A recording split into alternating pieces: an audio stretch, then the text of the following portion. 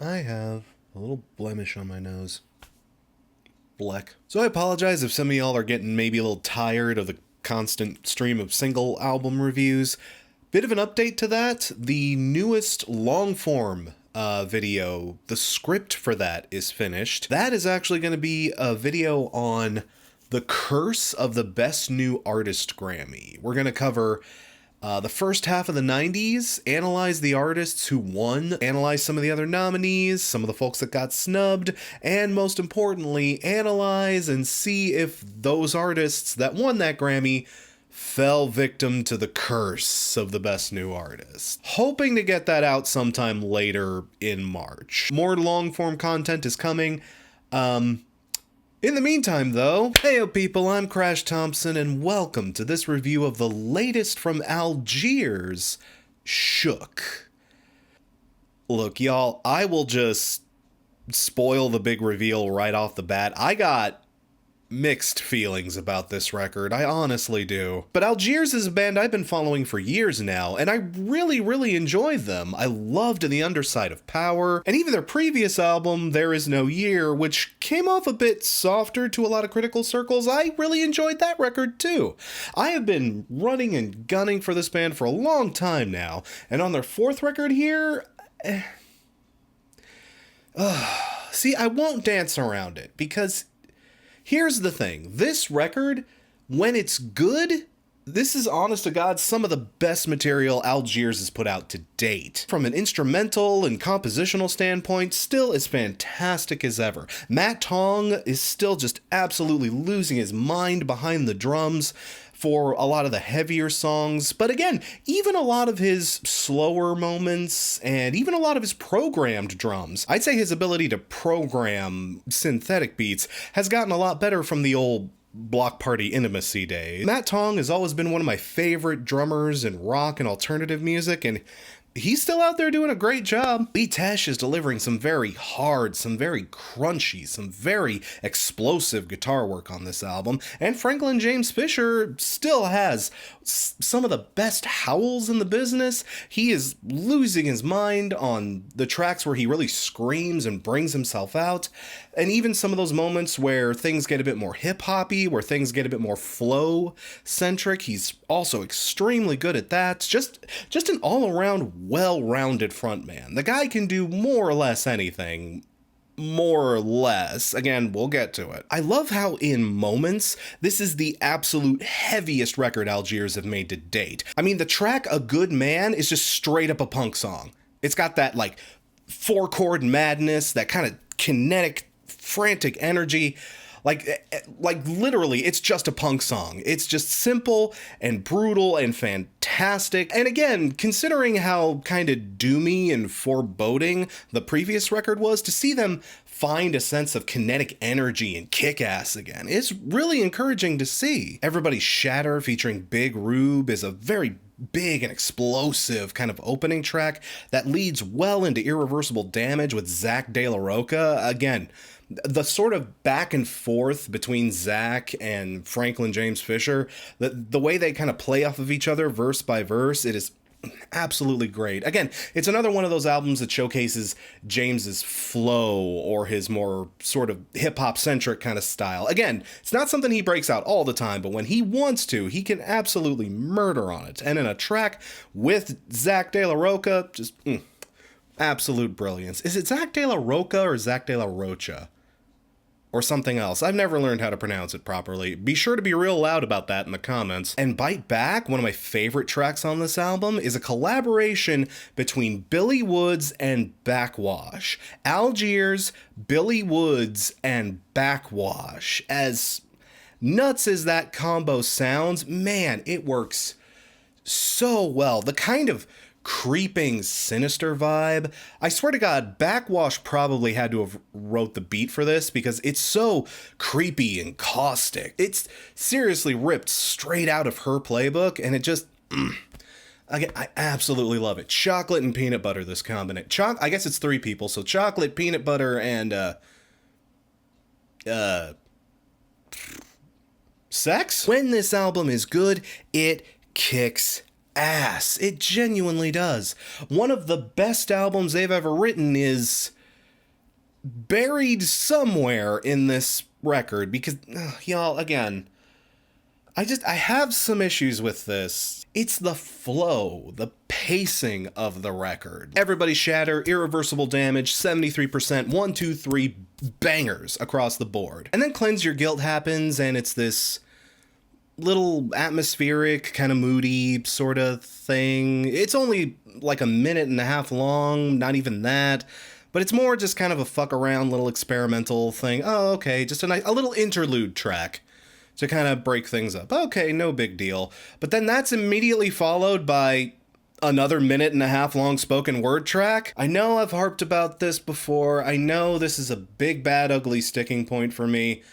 But yeah, when a record has a lot of interludes or just little short experimental fuckabouts that don't really mean much, it just takes me out of the experience so much. And the thing is, it's not like these instrumental interludes. I say, oh, the interludes don't mean much. Well, no, they do. These are usually taken as opportunities to be little spoken word bits. Like there's one from Big Rube here, As It Resounds, and the lyrics, I mean, it's definitely not something I disagree with. It's about oppression and learning to rise above it, and the allusions to biting back against your oppressors lead very well into Bite Back, the following track. Okay, I get it. It makes sense.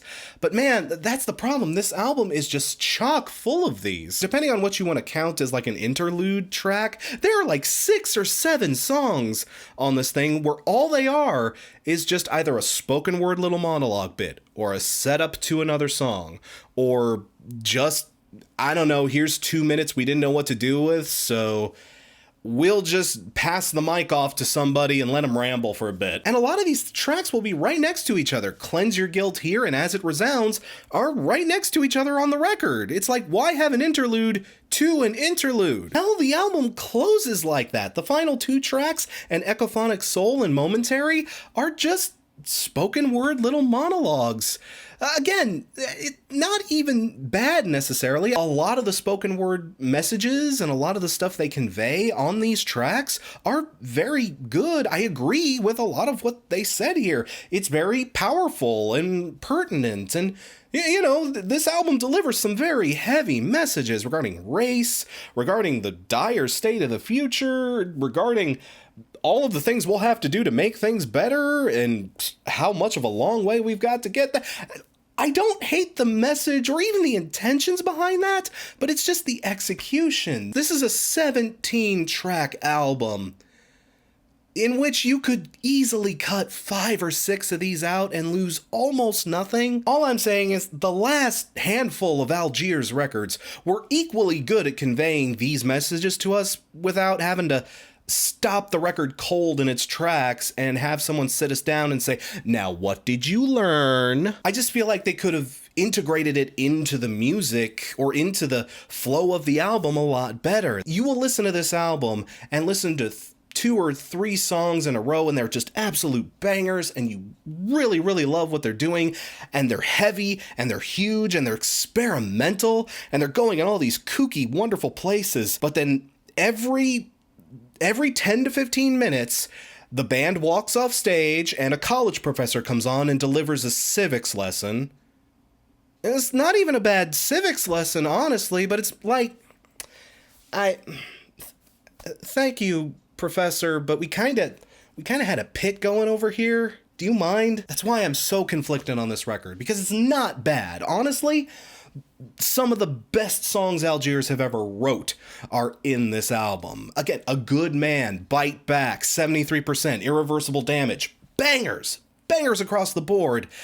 But this album is also just uneven as shit, and there is almost no cohesive flow to this. This record kept sinking its jaws into me, but then immediately ripping me away over and over again. Hell, there were a few instances where it would do that mid-song. Green Iris, for example, is another great track initially, where it's moody and atmospheric and there's great use of saxophone and a lot of spooky stuff happening in the background. It's an excellent song for at least the first half, but it just keeps going and going and going and it gets a little repetitive until it finally does shift things up at the 4.5 minute mark. It's just kind of a sit to get to that point. The track is just over 6 minutes and I don't know, that track felt a little lengthy, but then Bite Back, one of the best songs on the entire record, is also 6 minutes and it didn't feel nearly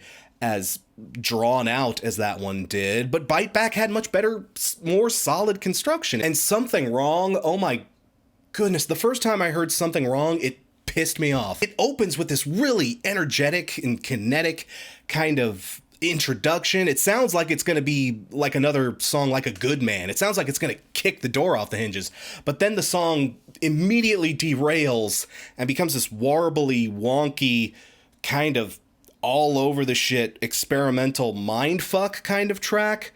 Which again, given the lyrical themes and everything else they're trying to convey, I get what you were doing with that conceptually. But at the same time, man, don't deny me a good song to make a point and then fill that point in with a worse song. And you know, I do understand what they're doing here. It's part of the concept behind this record. The album is called Shook, and the intention is to genuinely make you disquieted, to make you feel shook. And it does do that in many brilliant and bold and wonderful ways, but it also does it in like annoying and frustrating and just kind of, okay, I get it, get on with it kind of ways too. Algiers' best record is buried in here, but Algiers' worst record is also mixed in with it.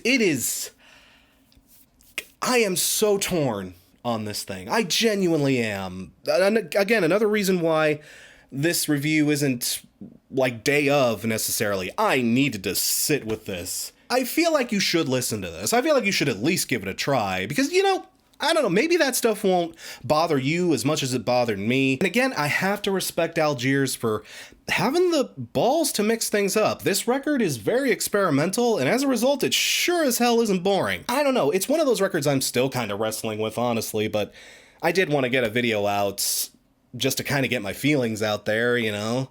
Kind of poke the algorithm while I'm at it, you know?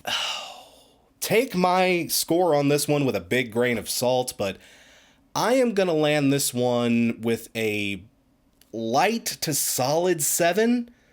Like, again, the stuff that's good is so good, I would want you to hear it. I wouldn't want you to miss out on stuff like Bite Back, or A Good Man, or 73%. The good songs on this record, again, slay. They are fan-fucking-tastic. But there's a lot on the record as a whole that's frustrating. It is a record that works, in my opinion at least, so much better in pieces than it does as a whole coherent project. And those records are always frustrating to talk about, especially when the pieces are so good. Again, I feel like this is both Algiers' best and worst record to date. Take that for whatever it's worth, I don't know. And that's the review. How are you feeling about this record? I would honestly love to know, because I feel like this is one of those albums that's just gonna tear people right down the middle. Were you digging the vibe? Were you liking the experimentation? Or did this one just throw you out of it in moments like it did me? Feel free to let me know in the comments below. Again, stay tuned. There'll probably be a few more short form reviews, but later in March, hopefully, looking to put out another long form video. Again, Curse of the Best New Artist Grammy. We're going to be covering 90 to 94. The first half of the 90s. Believe me, a lot of shit happens the first half of the 90s. So stay tuned for that. Stay tuned for some other reviews coming down the line. My name is Crash Thompson. Thanks again for watching, and I will see ya when I see ya.